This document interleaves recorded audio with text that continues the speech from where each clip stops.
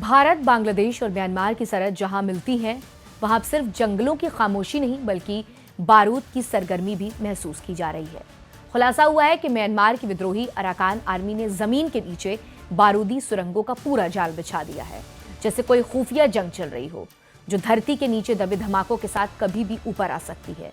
Myanmar की junta सरकार से टकरा रही ये विद्रोही सेना अब भारत की सरहद के करीब अपने पांव पसार रही है। सबसे बड़ा सवाल यह है कि क्या ये अंदर ही अंदर उठता तूफान भारत को भी अपनी चपेट में ले सकता है। ताजा मीडिया रिपोर्ट के मुताबिक म्यांमार की विद्रोही अराकान आर्मी ने बांग्लादेश और म्यांमार की सीमा से सटे इलाकों में जमीन के नीचे बारूदी सुरंगों का जाल बिछा दिया है। मकसद म्यांमार की जुंटा सेना से बचाव और अपने इलाके में घुसपैठ करने वाले रोहिंग्या और बांग्लादेशी तस्करों की आवाजाही पर लगाम लगाना।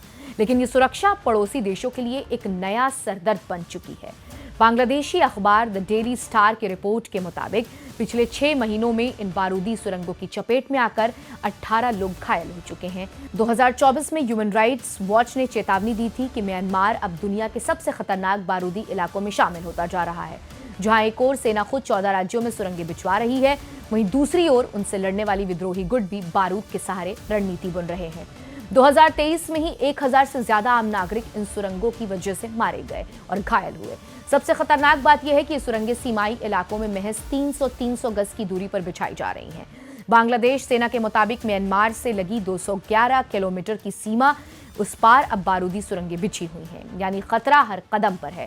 1997 में हुई ओटावा संधि के तहत किसी देश को तब तक जमीन के नीचे बारूदी सुरंगें बिछाने की अनुमति नहीं है जब तक वो किसी अन्य देशों से युद्ध में ना हो।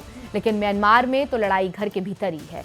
सेना बनाम विद्रोही, फिर भी सुरंगें बिछाई जा रही हैं और इनके निशाने पर सीधे सीधे नागरिक और सीमाई इलाके हैं। अराकान आर्मी की गतिविधियां भारत की सीमाओं से महज कुछ किलोमीटर की दूरी पर हैं।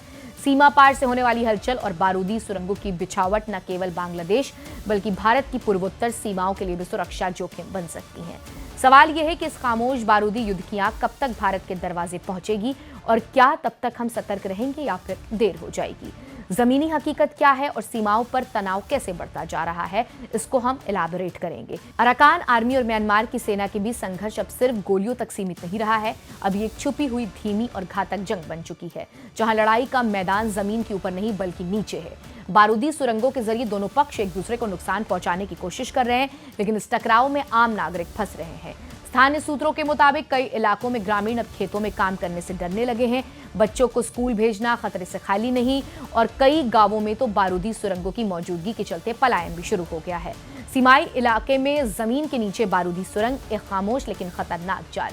बांग्लादेशी अखबार द डेली स्टार की रिपोर्ट के मुताबिक पिछले 6 महीनों में बारूदी सुरंगों की वजह से 18 लोग घायल हो चुके हैं और 2024 में अब तक 2 लोग मारे गए। ये सुरंगें अराकान आर्मी द्वारा म्यांमार, बांग्लादेश पर बनाई गई ताकि रोहिंग्या और बांग्लादेशी तस्करों की आवाजाही को रोका जा सके। 2023 में ज्यादा नागरिक प्रभावित हुए। आपको बता दें कि लैंडमाइन मॉनिटर 2024 रिपोर्ट के अनुसार म्यांमार में 2023 में बारूदी धमाकों और विस्फोटक की चपेट में आए 1003 नागरिक घायल या मारे गए हैं।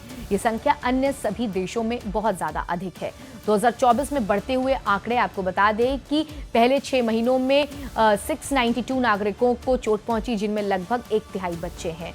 कैसे और कहां बिछाई गई सुरंगें? रिपोर्ट बताती हैं कि सेना द्वारा उपयोग किए गए बारूदी उपकरण गांवों, खेतों, स्कूलों, अस्पताल, कॉल टावरों और यहां तक कि पूजा स्थलों सहित लोगों की जिंदगी के आम रास्तों पर बिछाए गए।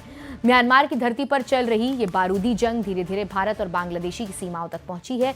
ये सिर्फ म्यांमार का आंतरिक संघर्ष नहीं रहा, अब ये एक क्षेत्र सुरक्षा चुनौती बन चुका है। जरूरत है समय रहते अंतर्राष्ट्रीय दबाव, कूटनीति और क्षेत्र समन्वय को, ताकि ये सुरंगें कभी जमीन से बाहर न आए और दक्षिण एशिया की सरहदें बारूद की नहीं बल्कि शांति की जमीन बन सके।